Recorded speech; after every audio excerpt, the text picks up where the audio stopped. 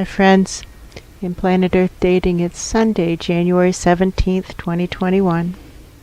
In both the Lynn Life and the Jamie Body Mind, the authorized souls remain only child souls from the deeper, denser dimensions, and all other souls from all other dimensions, as long as the souls are already living by the many search for truth rules already given to the search for truth community by wiser minds above all of us. And it's crucial to remember that host lives in this dimension, Planet Compo Pack, do not have legal standing under divine law, and so it doesn't matter what the souls are or aren't doing.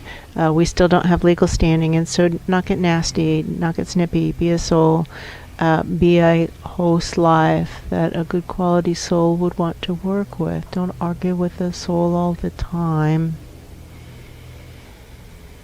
One of the assignments that has been given to these two host lives is to film these interdimensional sessions. These we hold portals open. That's our job. That's our soul plan. That's our commitment. Hold portals open to higher vibration dimensions, or from higher vibration dimensions. It's worded both ways, so that higher vibration presences can come into the depths, see what's actually going on, and do something to help us solve these problems of destroying all life on Earth using tools sent in by the spirit world, which we think is a pretty big deal. Yup. So when we come to a day with a filming assignment, we always have the responsibility to attempt to discern what are we supposed to film. And last weekend, for example, we're supposed to film on the weekends now. That's the current status, and we could not come up with what the filming assignment was, and so we didn't film, and that seemed to be a way to make things worse, not better. So now we're filming again, and so we have to look at clues, and so one of the clues is the actual date. And January 17th, 1990, this one's brother died. And he would have turned 60 4 days ago. He would have been 60 now. But he was 29. He had just turned 29. And he died. And he died from medical malpractice.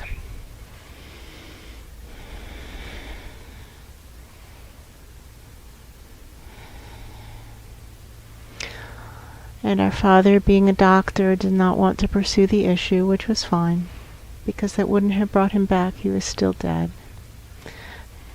So that's an interesting data point. And in addition, the dreamer last night over there, that's right, was an interesting clue that seems to intersect. How would you describe what was going on? We would describe that the dreamer was in a situation that suddenly shifted in a way that was kind of hard for the dreamer to define in the moment, and then later on working through it, it feels like, oh, the body that dreamer was in died, and the dreamer moved out of the dimension of the density of the body. And was the dreamer clear of what had just happened? No. Completely not confused. Clear. Very confused. How it felt to the dreamer, and we're just going by what you told us, is that the dreamer thought, the soul thought, that she was in a grocery store that was very well stocked. Yes. And then suddenly the lights went dim and everything changed. Yes. And we think that if you follow the dream interpretation that we've been taught, the environment is the host life. Yeah. And so the soul was in a life with a lot of resources, a well-stocked life, lots of resources, and then the lights went dim. Yep. But the soul doesn't understand what just happened. No, and that's the thing. All we know is, and now the lights are dim. Things are different and weird, and I don't know why. Yes. So. And then the dreamer has the feeling of, my ride is coming to pick me up, and there's someone I need to find to say goodbye to before I leave. And the dreamer is really looking for that person she's supposed to say goodbye to. And she sees other people who are familiar, but that's not who the dreamer is looking for. And then she doesn't end up finding that person she's looking for. She kind of runs out of places to look, and then her ride is there. And then the next thing we see is the dreamer is in a car, in a vehicle, in a bad part of town. Very bad. Very bad part of town, not driving, in the passenger seat.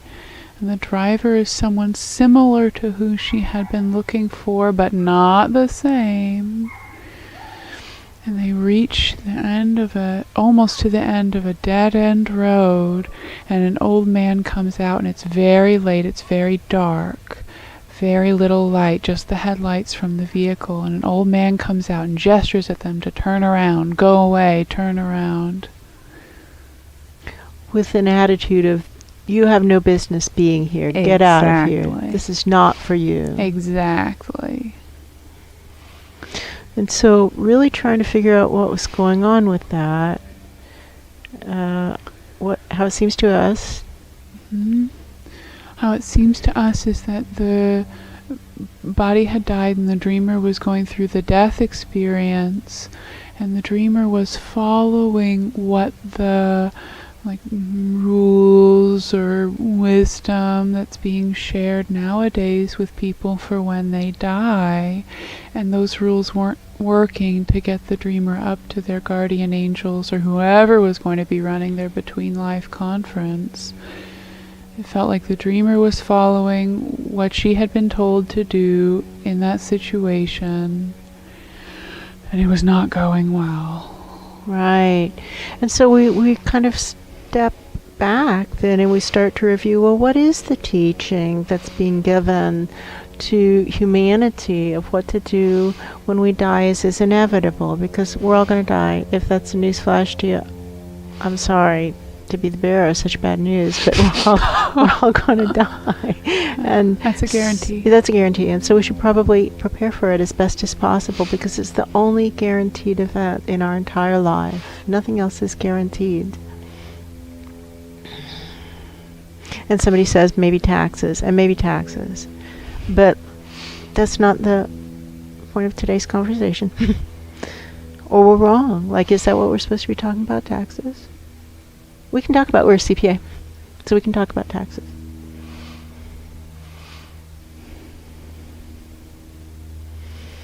I think they would rather talk about death. I think that's the feeling. So the ancient teaching is, when we die, is inevitable, stop gripping, just let go of the grip and follow the currents, and the currents will take you up. That's right. And we've talked on camera before, and we're not sure who's speaking, but somebody is speaking who seems to run check-in stations. Yeah, that's how it feels. And saying, we've talked on camera before about how that doesn't work anymore. In the current situation with the collapsing astral dimensions and the lawlessness and the corruption in the astrals, all that will do is get the dead people pulled into the astral currents of greed or grasping or aversion or whatever their vibration is. They'll get pulled into that vibrational match, and heads up, it doesn't go well for anybody, and like they get taken to the bad part of town. Exactly. And that's not good. And it was like the bad part of Johannesburg, which is a big city with some very, very bad parts. Yes, exactly.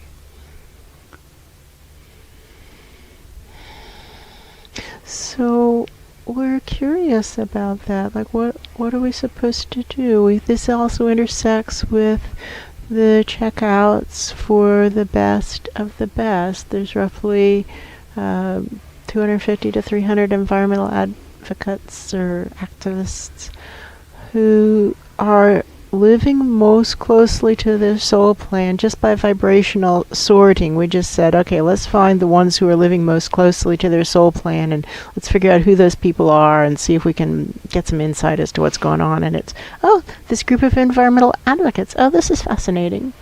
So there's roughly 300 of them, and we're trying to get them up to a fair and just check-in, because they just go into this room where people upstairs, once they die, as is inevitable, the Looking through time. looking through space and time, we can see that they are put in kind of like holding rooms, like, Yeah, wait that's here, right. somebody's coming, but nobody's coming.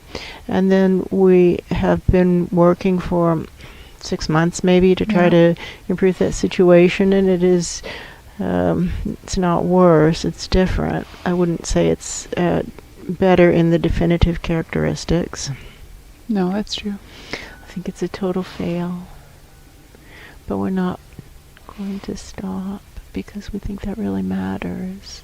So we think that the takeaway that we have so far from this 6 months of effort, correct me if I'm wrong, is that we've got to put our own oomph into it. When we die, as is inevitable. Yeah, exactly. We cannot assume we will be wafted up to spirit. We have to really try. We have to climb as high as we can go, and then figure out how to get higher. Yeah, that's a good way to say And that. keep going, keep going, keep going, until we feel like we're actually in the presence of actual divinity, not fakers with God badges and fake beards. Costumes. That's what it looks like.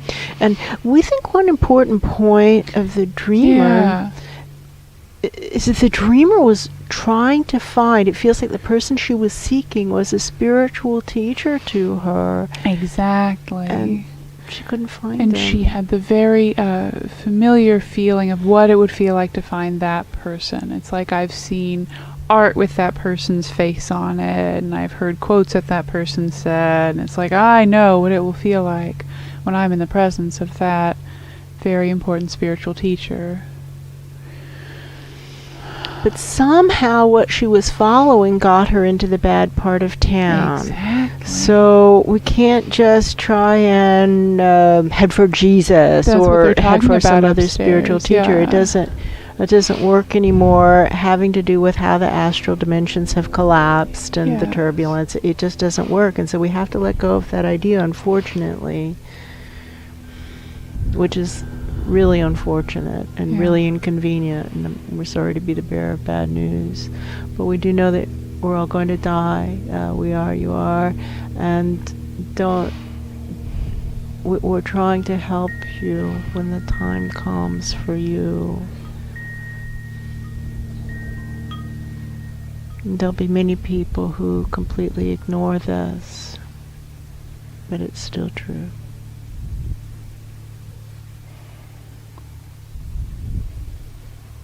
And one thing that was really shocking to the observers of that dream is how high up the dream was occurring. Exactly. It would be tempting to think that that was happening at this level, and that this was the well-stocked grocery store, this life. But the dream was happening so high up, way, way high up, thousands of dimensions higher. Exactly. Is kind of how it feels. Exactly. So high up, and it was still so deep into the black hole of corruption, the contamination, that the death experience is disrupted. Exactly. And that's what the observers found disturbing. That's right. For him is the message. Why do you ask?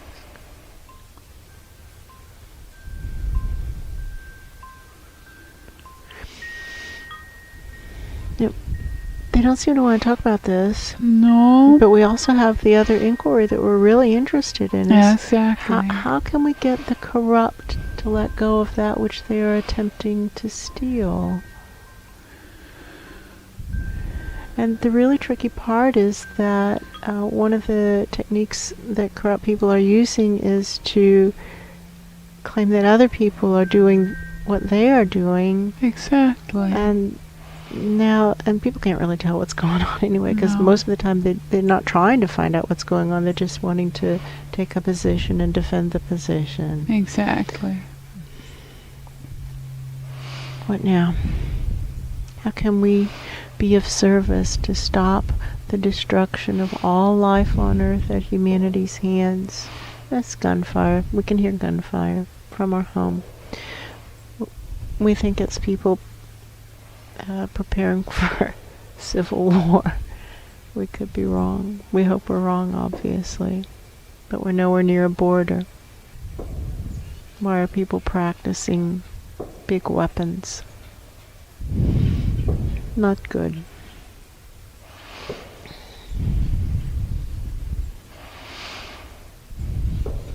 So hey, maybe this is timely information, right? Because Exactly. warfare, heads up, people die. People die in warfare. In warfare, and especially warfare in the midst of a pandemic. That's so true. It's likely to be an inflammatory situation. That's true. Which is a nice play on words because of the fires of war and the inflammations of a virus. That's right.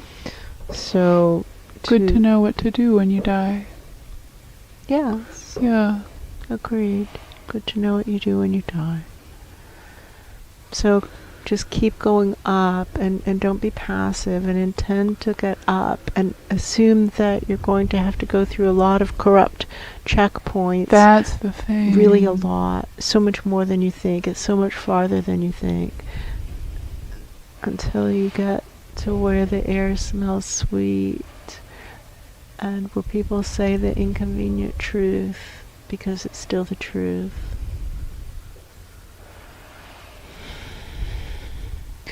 You know what they're talking about? No. Oh, wait, this one had a session with a client really recently who was a nice lady who had recently had a friend die. And the healing session, part of what we're doing is finding the client's guardian angels and asking the guardian angels what to do. And there's a lot of confusion about what's a guardian angel and what's a dead friend. And it was a really great healing session, and afterwards the client, who had been asleep for much of it in that kind of trance way that happens in healing sessions, asked if her dead friend was present during the angelic healing session.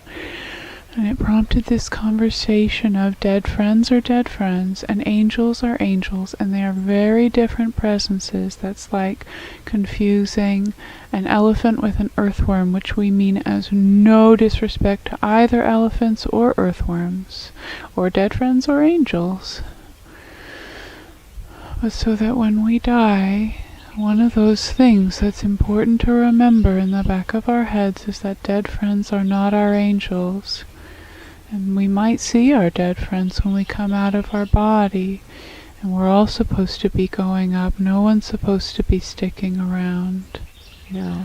Which was hard for that client who wanted to feel like her dead friend was close to her, when her guardian angel said, no, it's good for your dead friend to go up. Let him go up. Right. He's got to go. He's got to go. You don't want him to be a ghost, do you? And she said no. No. And let him go. Let him go up. Don't call him back.